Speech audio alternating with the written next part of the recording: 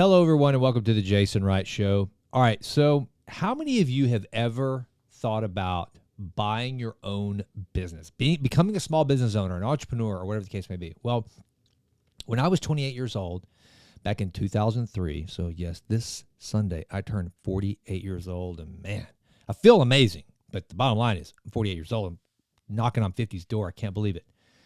So it was 2003. I'm 28. I decided to buy my first business, and it was a real estate brokerage firm in Tyler, Texas. I had never lived in Tyler, Texas in my whole life. I had no family here, no friends here. I'd never sold a house in my life, and I never owned a business of my own. And here I am buying a small business in Tyler, Texas that I know nothing about. And you know what? It was basically my way of escaping from corporate America. I wrote a book about it called Push Play, Taking Your Life Off Pause. And I'll talk a little bit more about that later. But I thought that because I was able to pull that off at 28, it wasn't because I was so brilliant or so smart or anything like that. And anybody that knows me knows, like, yeah, we get that.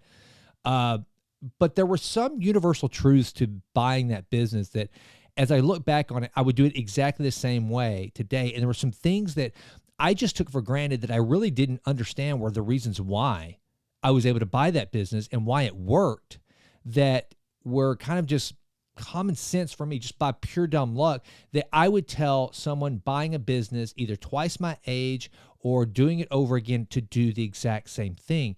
You know, buying a business can be an excellent way to actually get into entrepreneurship. And a lot of people, they think there's like this big mystery to how you buy a business, that like a couple of things too. They think, well, let's say that a business that I want to buy is $1 million. They think to themselves, oh my gosh, I don't have $1 million. Well, most people that buy $1 million businesses, even if they have $1 million, aren't going to plunk down $1 million to buy the business. That's just not smart. But the bottom line is many people who buy $1 million businesses don't have $1 million to begin with. I certainly did not. Mine wasn't that big. It was about a $500,000 business. But again, I was 28 years old. I had only been in corporate America, or excuse me, just the working world, if you will, post undergrad for 6 years. So I didn't have like this heavy net worth. Had 2 children at the time, and still do have 2 children, by the way. had 2 children, and so I didn't have $500,000 to buy a business, but I still pulled it off. And so I want to kind of dispel some of the mysteries of how you do that, because a lot of times I think that people believe that, well, I know how hard it was to buy a house. And here's the crazy thing. Buying $1 million business can be a lot easier than trying to buy a house these days, for a lot of different reasons that we don't have to go into. But what I want to do is I want to give you just a little bit of helpful insight as to how you might be able to buy a business, and some steps that everyone should take should you desire to do this, as well as kind of just give you some of the reality. This is kind of my wheelhouse.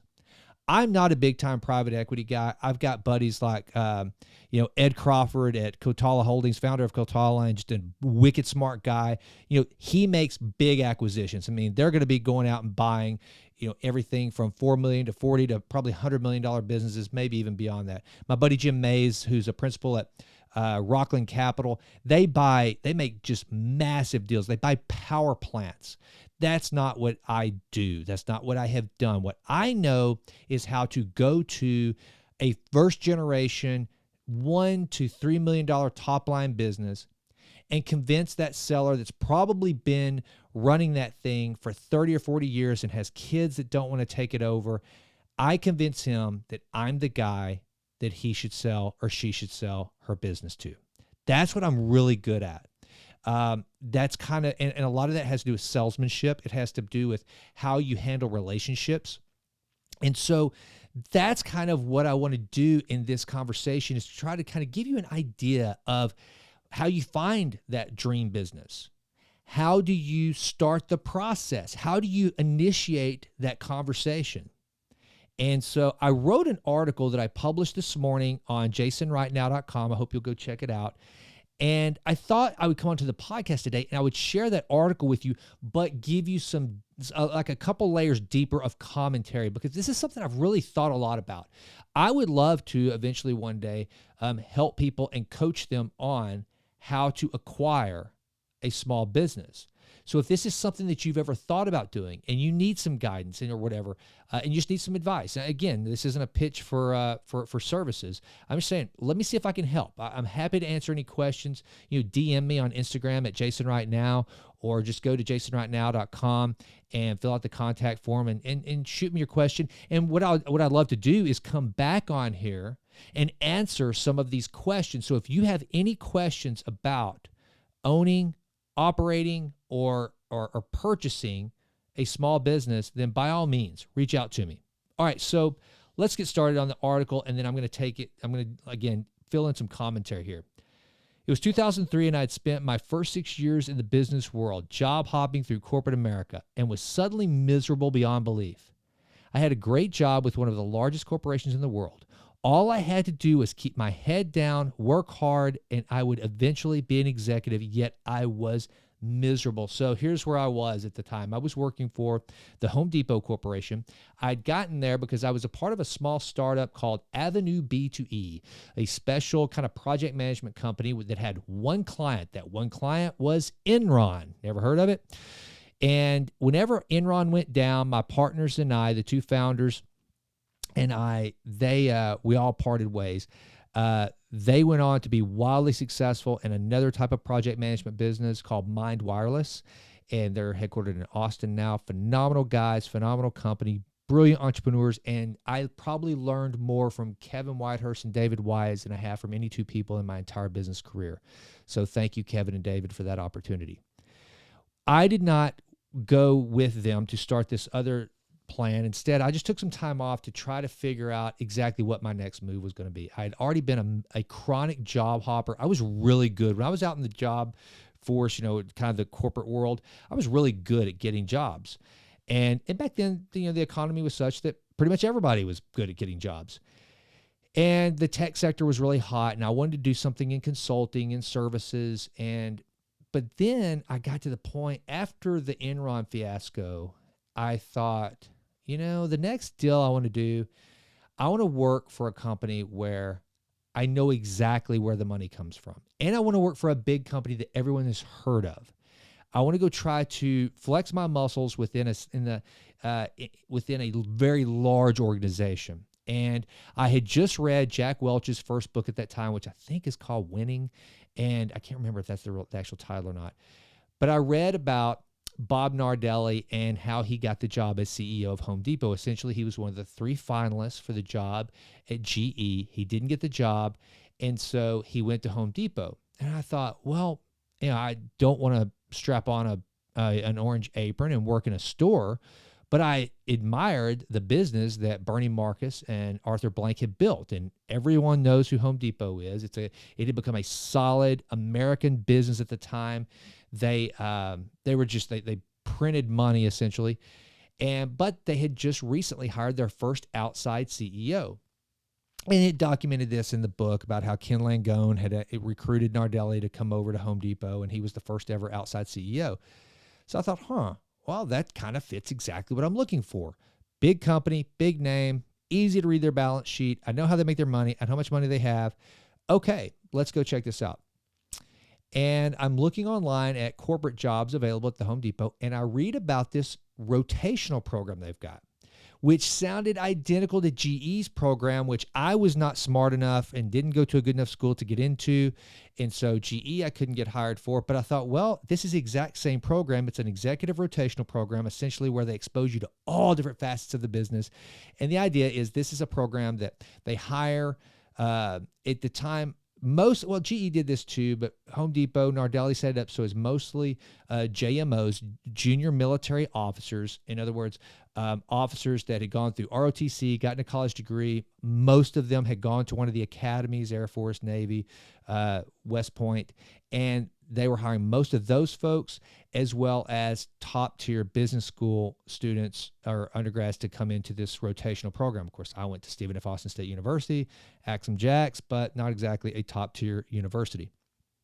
And so, but I'm sitting here reading it, and I'm going, oh, wow, this is really cool. It's exciting. This is the program they have at GE, but they've implemented it at Home Depot. I guarantee that's what they've done. So I sent in my resume. Within like 2 hours, I get a phone call. And by the way, I don't know how long exactly Nardelli has been at Home Depot. I have no idea how long this program has existed. And so I'm talking to a recruiter, and the first thing the recruiter asks me is, well, what do you know about our CEO? So I know everything about your CEO. Spent his entire career at GE. His father worked at GE. He did leave for a little while to go head up marketing at John Deere. He's known for implementing Six Sigma. He didn't get the job after Welch, blah, blah, blah. And she's like, okay, we get it. You understand who Bob Nardelli is. And so we just have a nice conversation. I explained why I was looking for a job, what had happened at Enron. And then they ended up flying me in to do one of the first sets of interviews that they had ever held for this program. I had no idea. So to cut to the end of this story, I get the job and I go to work for Home Depot, and I'm traveling all the time. I'm never at home. My office is in Atlanta, in Vinings, Georgia at the headquarters. I'm still living at Houston. I'm having to work some in stores, going around figuring out how to fix this business that they used to have called Expo Design Center. And I am just miserable. Just miserable. I mean, I sat at my desk one day and was brought to tears. I was so just upset with this career move that I had made. And I finally decided that the only cure for this was to stop job hopping, but to take control of my own fate and buy my own business. Another thing too, Rylan and Abby at the time were 2 and 3 years old. And I'll never forget this. This is one of this is one of those stories that I love to tell anyone that's looking to kind of blueprint their life. And if they ask me, so when was it for you that you decided to really take control of how you were going to manage your career? Here's what it was. All right. So there was this one stint whenever I was with the Home Depot that I was flying to Atlanta on a weekly basis. And so what I would do is, and Rylan at the time was around, I guess she was 3, and trying to figure out how to leave your child when they're that young for the week, the right time to do it without upsetting them, is really tricky. So there was a time whenever I would leave on Sunday afternoons. So I'd stay as long as I could throughout the weekend, and then I'd have a driver come get me, and I would take off. Well, Rylan would always see me leave at those times, and she would get really upset. And so I thought, well, what if I leave really, really early on the red eye on Monday mornings? That way she's asleep and she doesn't know. Well, then, I mean, she's 3 years old. She wakes up and she doesn't know Monday from Wednesday. All she knows is she wakes up and all of a sudden Dad's gone. And that really worked on me. Well, then one day on one of the Sunday departures, she's sitting at the bar coloring like she often did. And I'm about to leave. The car pulls up and I try to say, okay, baby, I'm leaving. And she doesn't even look up from what she's coloring. She said, bye, Dad. I mean, no emotion, no nothing. Now, let me tell you something. Rylan bawling her eyes out whenever I left that hurt. There was pain. But her indifference hurt way more. And that was whenever I decided I got to get out. I got to figure this out. And at the time, man, I'm only 28 years old. Like, what the heck am I going to do? I'm not real sharp. I don't have an Ivy League degree. I don't have a trust fund. I was like, but I know I've got to get out of this life. And that's whenever I started looking into businesses to buy and acquiring my own business. And by the way, I didn't have and this is why I'm doing this conversation. So at the time, I'm a father of 2. I don't have a high net worth. I don't have a big idea to start a business. All I know is there's a certain life I want to lead that does not include corporate America, me traveling all the time and being away from home. That's all I knew. And so I started imagining the type of life I wanted to have in my mind.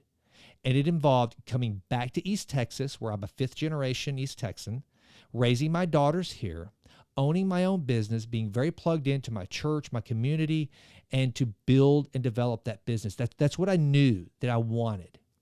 And so if you happen to fall into that category, if you know that you're doing something that even if you had to take an enormous pay cut and assume a lot of risk, but you know that it could at least give you the opportunity to pursue the type of life that you'd want to lead, then this conversation is for you, because that's where I was. All right, I continue.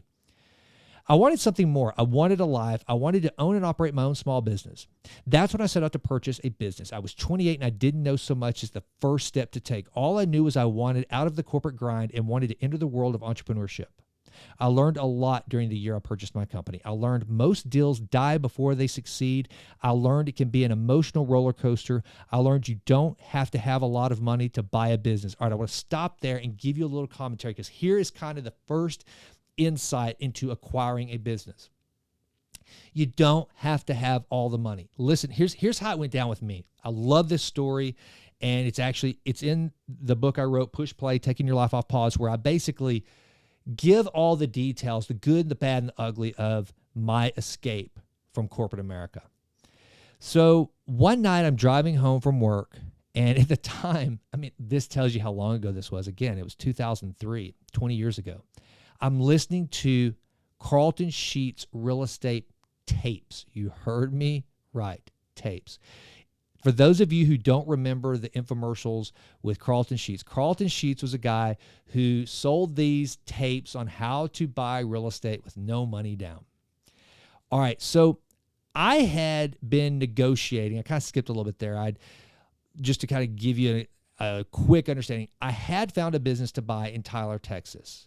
It was a real estate firm. I'd never owned a real estate firm in my life. It was residential real estate brokers. It was a franchise, Citrus 21 franchise. But it came with an office building. And I had spoken to the owner, and he told me during our initial conversation that the office building that the company was housed in was worth about $400,000. And he only owed $56,000 on it. Okay?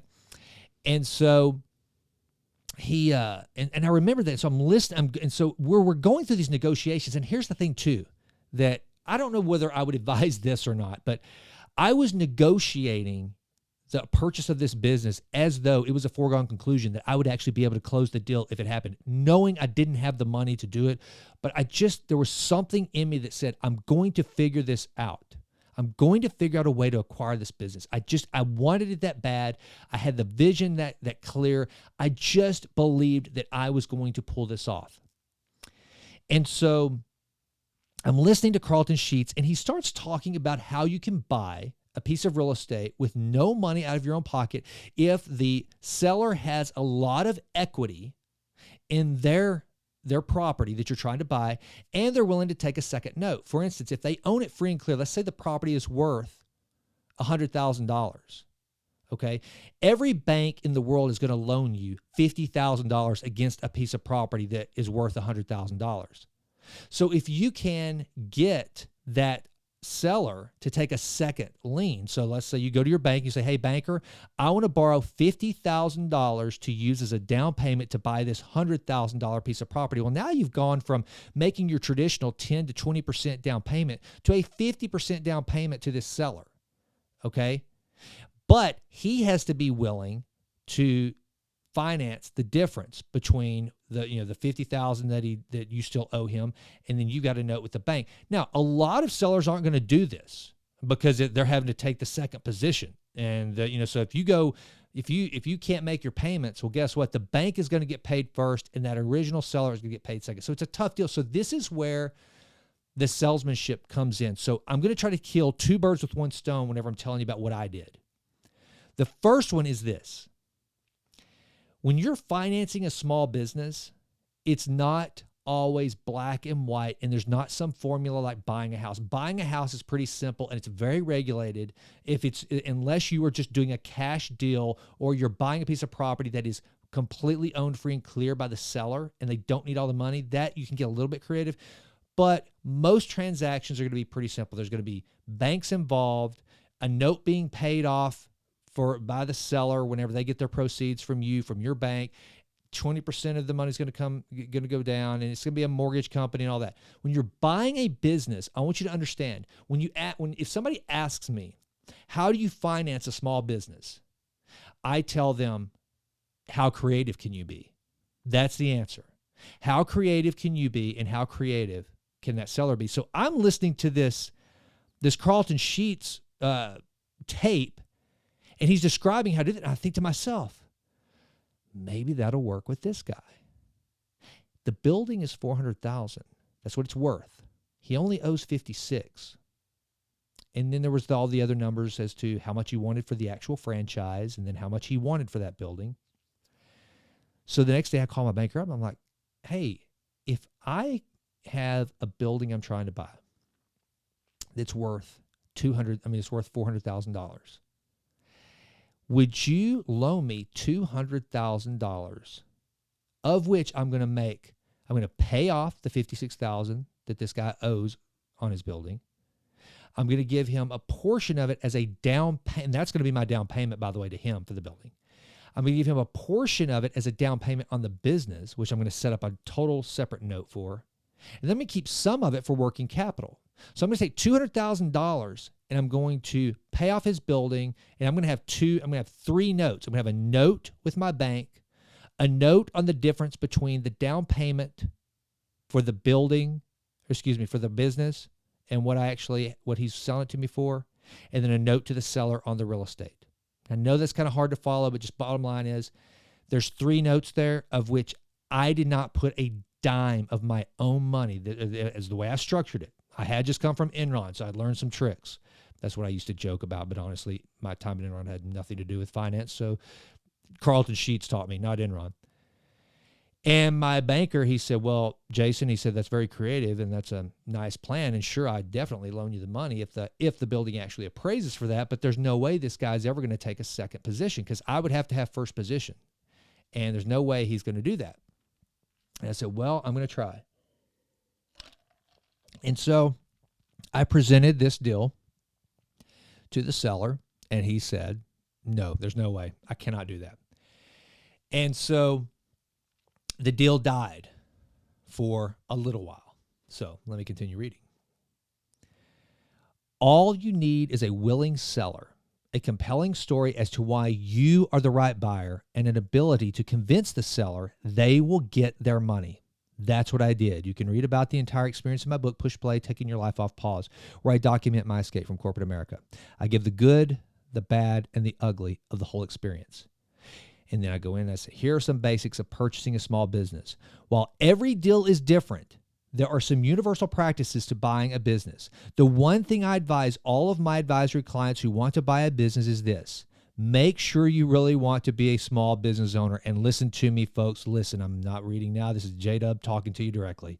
Make sure you really want to be a business owner. And here's a story that I told. Often it sounds better to be an entrepreneur than the reality of actually being one. I always use the analogy of when I decided I might want to buy a Harley Davidson Sportster. I borrowed a friend's and went to our church parking lot to ride it for the first time. I laid it over inside of 2 minutes, destroyed one of the tailpipes, had to go spend $150 to replace it. Oh, God, it was terrible. I never got on a bike again, and I haven't since. The thought of riding a Harley was much better than the reality. That said, let's say you have already flipped the switch in your mind. You're an entrepreneur and you want to buy a revenue stream. Good for you. Let's talk some basics. As an entrepreneur, you always have to be on the lookout for new opportunities. One way to do this is to purchase an existing business. This can be a great way to get your foot in the door of a new industry or market, and it can also provide some instant revenue. Here are 3 easy steps to follow in purchasing a business. And here are the basic 3 that you got to go through. 1, the due diligence. 2, the negotiation. And 3, the financing. And let's take a closer look at each of these steps. And we're going to go through those. All right, so first and foremost, research the business you want to purchase and make sure it is good for you. Purchasing a business is an exciting but risky undertaking. The sales process often requires salesmanship, as owners are looking to maximize the sale price, while buyers must practice patience to keep their objectives top of mind without being taken advantage of in the deal. I got to talk about this for a minute. I cannot overstress how much salesmanship is going to go on with you trying to buy a business. So there was this one time I was trying to buy this company in El Paso, and someone had given me the lead. This guy, he was the founder. Again, these are my favorite kind of business. I just do well with first generation, kind of gruff, edgy old dudes that are tough as nails and don't need my money. I just do well with those guys. So this guy had told me that if I was going to buy a business in this particular industry, and I'm going to leave that undisclosed just because this guy, he still owns his business. I didn't acquire it. But he said that would be the business to buy. It's a market you guys want to take. He's the best there is. He's getting up in years, and I don't think he has any heirs. You ought to try to sell to him. But he warned us. The guy's, he's gruff. He's hard to get a hold of. But I did. I picked up the phone. I called him, and I said, Mr. So-and-so, I said, my name's Jason Wright.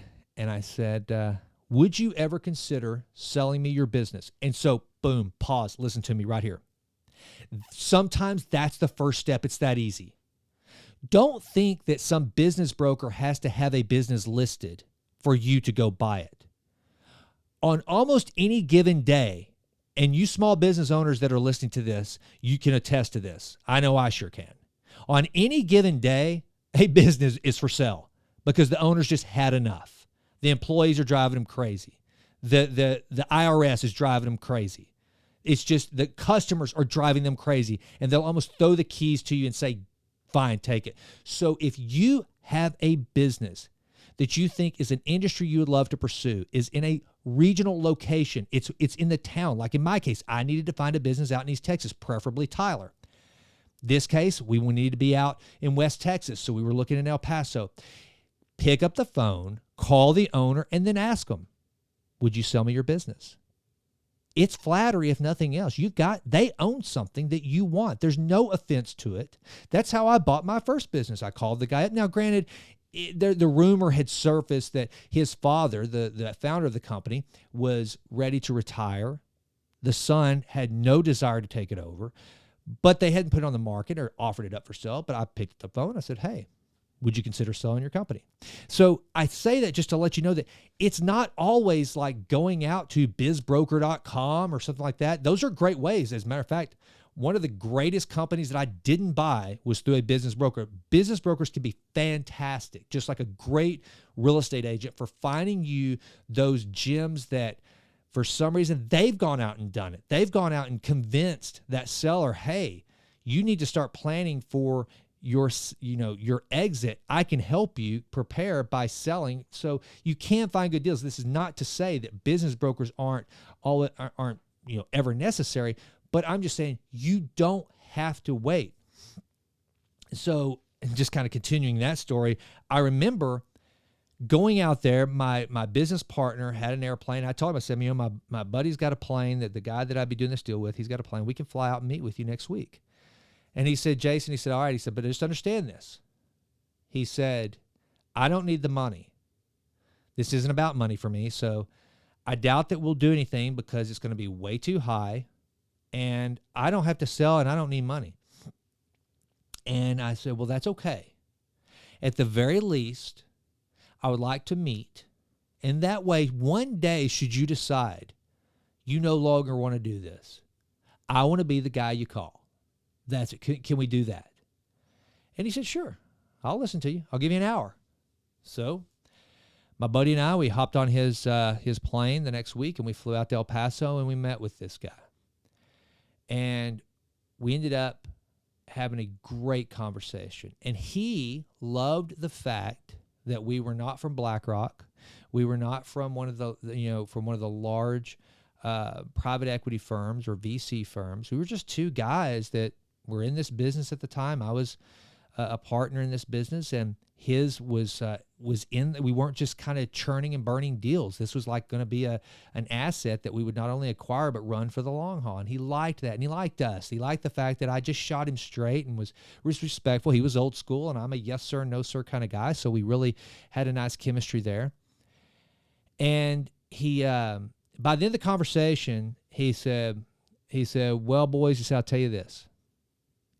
If and when I sell, I will sell to you guys. He said, I'm not selling to one of the big players in my industry, and I'm sure as hell not selling to one of the private equity firms or investment banking firms or anything like that. He said, because then lawyers get involved, they haggle, and I'm not going to deal with that. I'm not going to do it. And so while he still owns the company, so we didn't get that deal done, but we were in a position that had nothing to do with finance, had nothing to do with experience, had everything to do with personality to be the seller. So I cannot stress enough.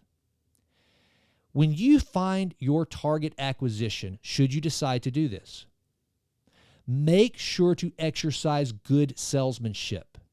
Learn about that business and be very, very respectful of that owner, their time, and their business. You got to remember something about a small business owner. A lot of those small businesses, very rarely, especially if they're good ones that you want to acquire, I mean, they're spitting off, $2 million top line a year, and you go through the books and you realize that this guy is richer than 6 miles up a bull's rear because he has collected $250,000 to $300,000, sometimes $500,000 out of that business for the last 20 years. But it started out of the back of his garage or some barn on his property where he was just doing some welding and fabrication, and then he ended up hiring an assistant, and they got a contract to make some sort of a little gasket for some company or something like that, and then that grew from there because the industry changed in the oil field, and so they figured out a way to make this some little device that you attach to a bit, and so they had to hire a few more, and they hired a few more, and then along the way, they had children, and then he had fights with his wife like everybody does, and he nearly divorced and sometimes did divorce and thought he was going broke, and he lost employees, he gained employees, he lost friends. In other words, for 50 years, this business owner wasn't just in that business. His life was happening. He was living life, which is never easy. So if you can understand that and you can respect that and you can connect to that, then guess what? The seller just might decide that even if you can't come up with the money, he or she knows you're the right person to take this thing that they created, this business that their children grew up running around playing in the office. Okay, this thing that was so important to their life. It's what put food on the table. It's what sent kids to college. It's what purchased the Christmas tree and the presents under it. This business, this thing that they love and they cherish, that they walked into at 5 a.m. every morning and turned on the coffee for 20 and 30 years, and you respect that. I'm telling you, salesmanship has everything to do with acquiring a small business. So, find out how much the business is worth and get financing in place. Now, here's what I wrote in the article. When determining the worth of a business, family, friends, and self-investment through 401ks can be great sources of finance. Banks can also be a great option when looking for financial support. Banks tend to have more in-depth knowledge and experience with business investments, so it is wise to do proper research before making a decision on where to best allocate funds. Doing this will ensure that financing is attainable and will give the business the best chance of success. So, all right, a lot of people will tell you they won't even touch a bank because they hate dealing with banks, and I do. I mean, a lot of people just immediately, again, for you folks out there that have never done this, you may think, well, the only way I could ever buy a business is go to get an SBA loan. Okay, SBA's decent. It's a decent route. I have never taken out an SBA loan. And the reason why is because I'm lazy. I don't like red tape. I don't like paperwork. I have a terrible attention to detail. It's just too much work. And getting an SBA loan is a lot of work. Okay, so I've never done an SBA loan. And also, unless there are tangible assets like inventory or real estate coming with the business or some ironclad contracts that can be borrowed against, banks just aren't going to give you that much money. But here's where a bank can help you. A bank can help you with a line of credit. So let's say that you don't have a lot of cash, but you've got some good equity in your house, and you've got a relationship with a banker that knows that, for instance, if you're going to buy a business in the community in which you live, which I think is a very good thing, then there's a great chance that that business is a known entity. The owners are known entities. The products and services that they offer are known. The banker knows what's going on. And so even though due to Dodd-Frank, you really can't, unfortunately, you can't look so much as on-the-ground details of actually knowing your community, because instead you're supposed to treat everyone as though they're strangers if you're a banker. Kind of sucks, but that's just the reality of the situation. But they might know things and they can say, yeah, we will do this deal. And here's how I would structure it if I were you. And a bank can be good as an alternative to partners. Now, let me explain this. And I'm trying not to go too in the weeds on this. And this is why I kind of like to teach a class on this. I think it'd be a lot of fun. The good news about bankers, if you're going to go borrow money to buy a business, the good thing about a banker is this: they go away. Bankers are not partners. Bankers rent you some money. Once you pay off the rent, they're done. They go away. You get to keep the business, okay? They are in the business of renting you money. They are not in the business of being in a tire shop business. That's not it. They may help you buy a tire shop, but they don't want to be in that business. They're just going to loan you the money to get into the tire business. They go away. Partners do not go away. So here's what I would suggest first and foremost. Try to refrain from taking on as many partners as you possibly can. If you're going to borrow, that's why, first of all, tap into your own personal resources that you can risk losing. But look, people say that, but the bottom line is, if this is something you want bad enough, if this is something that is going to be life-changing, if this is going to get you off the road and more time with your kids and in a geographic location that you want to be to where you can kind of go back to your roots and put down roots with your own family, then look, you might have to take some risks that you just assessed it and you go, it's worth it. If this doesn't work out, if I lose all of this money, I'm going to hurt. It's going to hurt. But guess what? There's a lot more money out there to be made. Don't let, like I have done in my past, don't let a scarcity mindset keep you from doing a deal. You're never going to have, unless you're just filthy rich, somehow you've crushed it, you've had a massive equity event, or you've inherited a lot of money, you're probably not going to be able to ever have all the money you need to buy this business. So just get your head around that. But instead of borrowing money from or taking on partners, I highly suggest collecting as much money as you possibly can and making the down payment, and then borrowing the difference from a bank or a person, an individual lender, someone you know and trust that's willing to make you a loan. And by the way,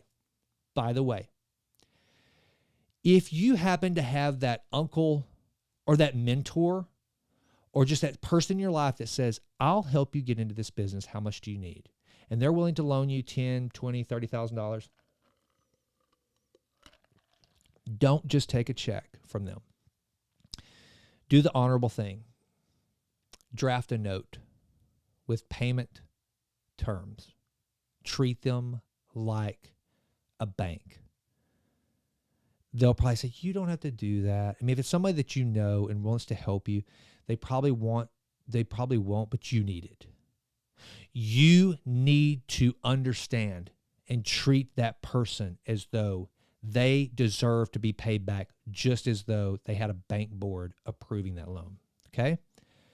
And then to figure out how much, and do like I did, you figure out these creative options. Figure out how can I be creative? What can this business finance on its own? Does it have real estate attached that I can borrow against, that I can pull out and give back to the owner at the closing table? Get creative. Let's see here. Negotiate the purchase price with the seller and close the deal. Negotiating the purchase price with the seller is one of the most important stages of selling the deal. It requires salesmanship, relationship building, and a certain finesse, which can make it complex in nature. Making sure you are both on the same page and understanding each other's opinions requires respect, thoughtfulness, and a good personality in order to facilitate the transaction. Negotiating a sale can be difficult, but if done right, can be just as rewarding as closing it. If you're thinking of buying a business, there are a few things you should keep in mind. First, do your research. To make sure that the business is a good fit for you. Second, find out how much the business is worth and get financing in place. Finally, negotiate the purchase price with the seller and close the deal. By following these steps, you'll be on your way to owning a successful business. All right, so I want to go back up there to this point that kind of reiterated what I already talked about, which is this. Negotiating the purchase price with the seller is one of the most important stages of sealing the deal. All right, look, here's the thing. I've kind of hammered home the point that you want to be the seller that this owner wants to sell to. It can do a couple of things. One, it can actually get you a better price. If you are up against some guy that's just an out-of-towner that literally just buys small businesses, turns them around, cleans them up, adds a few, lines of business to up the top line, and then dumps it. And you're just a churn and burn type guy.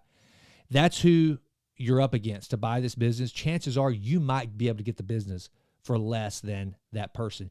That's the cool thing.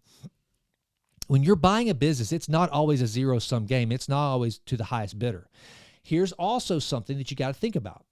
Let's say that you don't have the cash you need to put down, that you're going to have to ask this seller to carry more debt than they really want to. And by the way, okay, so here's a whole nother deal. What you have to know going in, and a lot of sellers, they don't even know this themselves. So the answer they give you is probably not going to be right. But it's not because they're lying to you. It's because they don't really know. It's like when you go to buy a house and somebody says, I will not take less than $550,000 for this house. I will not do it. Well, often they will once an offer of $535,000 is on the table and there are no other offers, and the kids are ready to get the heck out. They've already bought another house. There's circumstances change, okay? So when someone tells you that I must have $1.5, $2 million for my business, anything less will not entertain, that's not really it. That's not the truth. It's not the truth. They have some number that they need to walk away from the closing table with. That's the one you need to find out. That's the number you need to figure out. And depending on their circumstances, and let me tell you something, The Millionaire Next Door, that book by Robert Kiyosaki, The Millionaire Next Door, no, excuse me, Robert Kiyosaki wrote Rich Dad, Poor Dad. Who wrote Millionaire Next Door? I can't remember. But anyway, those are the businesses you're buying. These individuals, most likely, they don't owe anyone a penny. They don't need the money from this sale. Anything that they get over and above what they've really got in their mind as their walkaway price, which might be $150,000, $250,000 at the closing table. Anything over that might be gravy. They've made their fortune, air quotes, off the business. Now it's just kind of a final payday, right? It's their own self-inflicted severance pay. So what you need to ask them at some point is, let me ask you this. How much cash do you need to walk away from the closing table with? Early in the negotiations, if they're asking $1.5 million, they'll say, I need $1.5 million. Okay, I cannot do that. But don't tell them that. Instead, go, okay. And then establish the relationship. Because whenever they tell you, the person they're meeting for the first time, they need the $1.5 million, they're telling a stranger. They're telling someone who has not seen their business. They're telling someone who has not maybe been to dinner with them and the wife to discuss stories of the business. What in the hell made y'all decide to start this anyway? Really? How long have you been at it? Oh my gosh. Were you ever scared you weren't going to make it? Yeah. All of a sudden, stories get to be told. And then you find out about their kids and their grandkids. And then all of a sudden, this husband and wife, they go home, they go, I really like Jason. I really would love to see him get this thing. And all of a sudden, they start pulling for you. They start pulling for you to be the winner of the contest in which they control all the rules. So a week, two goes by, you've talked, you've established the relationship. And mind you, by the way, I want you to misunderstand this. This doesn't mean that you're trying to do some con job on them. No, they will sniff that out. You don't become a successful business owner for that long by being an idiot. No, you're genuine. And the thing is, what you need to gauge is every roadblock that comes along, every time that you see that, oh my gosh, there is no way I'm going to pull this deal off. You need a gut check. If you're willing to say, I don't care, I want this, I don't care, I want to do this. And by the way, if every time that you come up, you face that wall and you're saying, no, I want this, and it has nothing to do with money, but you see that you just know you would love waking up and going into this business every day, that you would want your children running the halls of this business, that you would want to serve this community and these customers, and this business would allow you to join that local Rotary Club, and this business would allow you to build something and do the things you've always wanted to do and never have to get on airplanes and travel outside your state to do business, but stay right here in your community plugged in. Then you go, I will figure this out. Gauge that. That means you're in the sweet spot. That means you're where you need to be. So you're genuine and you've created this relationship. Now, 3 weeks in, Sally, how much do you need at the closing table? Well, I said 1.5. I know you said that, Sally, but I can't do it. I don't have that kind of money. I think I've got a way to structure this deal. But tell me, what do you need to walk away with? Well, you know what? I could probably do, if you could get me $200,000 in cash, I'd probably be okay. All right. And now look, $200,000, $1.5 million, that's a huge delta. Maybe it's $500,000. Maybe I need $1 million. But still, if she says, if I can walk away with $1 million in a cashier's check from the closing table, we can do the deal. Then guess what? Your $1.5 million business that you're buying, your $1.5 million new life that you're buying just became $1 million business. That's the only number. If you've done the due diligence and the business is worth the 1.5, then all that matters now is it's 1.5 million. And by the way, the business does enough revenue to service any debt and pay off the mentor or the family member, to pay them off and to pay off the bank. And then it just comes down to, all right, I've got to go scrape together $1 million somehow, some way. And then you start doing the deals where you're like, okay, Sally, what if I did this? Okay, the machine shop in the back, that's some pretty valuable real estate. It's worth about $500,000. If I were to go get a loan for $250,000 and gave it to you as a down payment, would you own or finance the difference? Yeah, okay. I can see. I could do that. And what's the worst case scenario? She takes back her machine shop and then you rent it from her? If you've established the trust, then maybe she will. You see what I'm saying? The point is this.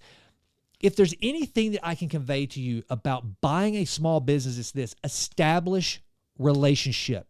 Be a good salesperson. Sell this person on you being the one that they need to sell to. Get creative with your financing. Make sure it's the right business for you. And that doesn't just mean it's the right industry. It means it's in the right location. It's the right business hours that's conducive for your lifestyle. It's the right business for your family. You understand it enough. Now, here's the deal. I bought a real estate brokerage, okay? I didn't know the first thing about selling houses, but my stepmother and my stepbrother, they had been very successful in owning brokerages. So I saw it from a distance. I was never involved in their businesses, but I saw that, I understood basically what was happening. And look, it's not, that was a business. It's not rocket science, right? It's a commission business, and I got it. And I figured it out. Trust me, I did everything in the world I could to screw it up, but I bought in a good enough market to where it covered up a lot of my mistakes. But make sure you know the business and kind of all the surrounding factors that make this worthwhile. And then establish that relationship. And just remember that you can always get creative. And here's the thing. Never be afraid to ask. So if you need something from the seller, if something doesn't make sense, here's a great example. So I'm going to tell you about one of the biggest mistakes I made, okay? So listen in. Don't do what I did. The real estate firm that I purchased, so when you're buying a real estate firm, first of all, you're buying nothing but air, right, and goodwill. I was really buying the real estate with an existing business but all the realtors leave the next day after you close the deal, then it's worth nothing, right? And the way that part of the formula to figure out how much a real estate firm is worth is how much they bring in gross commissions, right? And then the net commission to the company is how much you've paid your agents and how much is left over. Well, In the top line that we used to value the business I was buying, we included the owner's production, which was the highest in the company I was buying. Okay? Now, whenever we closed the deal, to get him to sell me his company, I was going to put him on a very high commission split. So basically, I should have backed out all of his commissions to the company in evaluating how much the business was worth, because I wouldn't reap the benefit of his commissions once I bought the company, but I didn't do that. I figured it right in there. So I paid him the price with his numbers in there. And then after I closed the deal, he got all that commission because that's how I ended up doing the deal. Don't do that.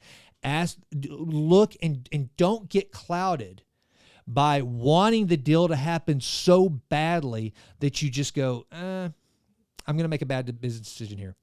But here we go. I'm going to kind of talk out both sides of my mouth, so forgive me. Be willing to sacrifice some of those things that you would never do otherwise, because you realize, okay, I can make this a negotiable, because if I pull this off, I get to have this life. I get to make this work. You follow me? I guess that's it. I wanted to go through that. Please submit your questions. I would really love to come back on here and answer some of the questions online. I know, because I could go all day. This is so high level. And by the way, this is not universal for everyone. I mean, look, there's some of these things that, like, you're going to deal with a seller that only cares about the highest bidder. That's it. That's going to happen. But I think more times than not, if it's a business that you're buying, that the owner is the founder and they've been there for a long time, they do care about it.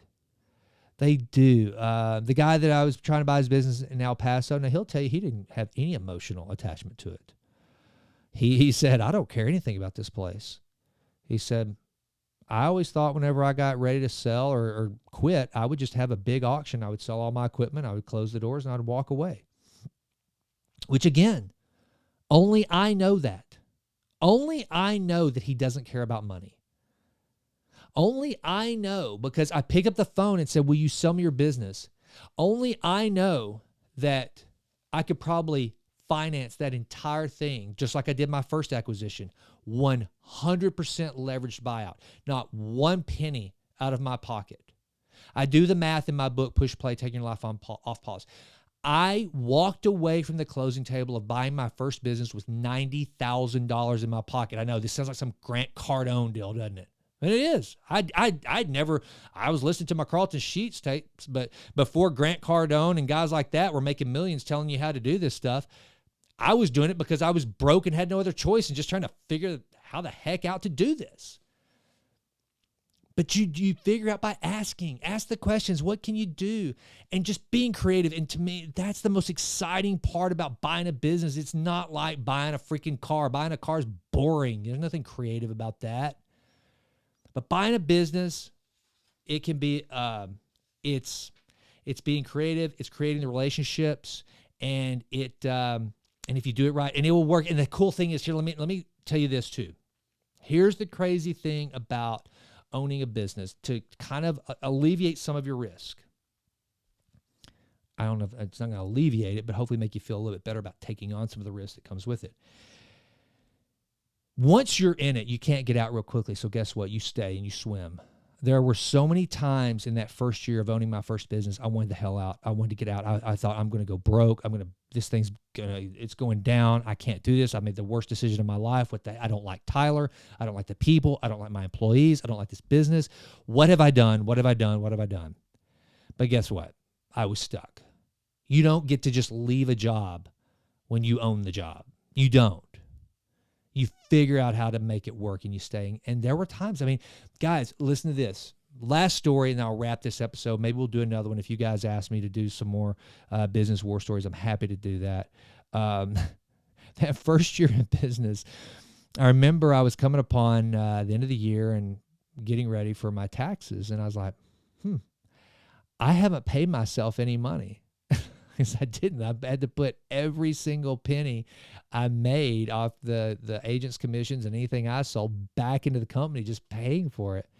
I had to make one of my payments by cashing in some options I had from Home Depot to make a payment on the business to Jim Daughtry, the guy whose business I bought in Tyler. And I remember calling my CPA up, and I go, Shane, I said, this is weird. I said, I don't know how to say this, and you're going to have to help me out here, but I know I'm not going to get a tax refund this year because nothing's gone in, but how does this work? I've never not made money. I haven't taken any money this year. And he said, well, you're probably eligible for an earned income tax credit. Yeah. And I said, wait a minute, isn't that for people that are struggling, that need help? And he laughed and he said, well, you've put all your money back in the company. You haven't taken any money out. And for those of you scratching your head that you've never run a business, what you do is you live off savings and you expense things that where you can. You live off, you stretch pennies into nickels is what you do. And it's no fun. You may think you're pulling some IRS gymnastics. You're not. It's not fun. If you're like me, I mean, I don't color outside the lines. I do it by the book. And so therefore, and I remember I had the IRS show up. One more story. I was trying so hard to do everything so right that whenever I would pay my employees, I was such a small business, I only had to make my payroll taxes every quarter. But I went in and created an EFTPS online payment account, and I paid my payroll taxes with every pay period. I mean, if my employees got checks, then the IRS got their portion of it. Well, the IRS doesn't necessarily care about the money as much as they care about the reports. So what I would do is I would just make all these deposits, but I wasn't filling out the reports to go with the deposits.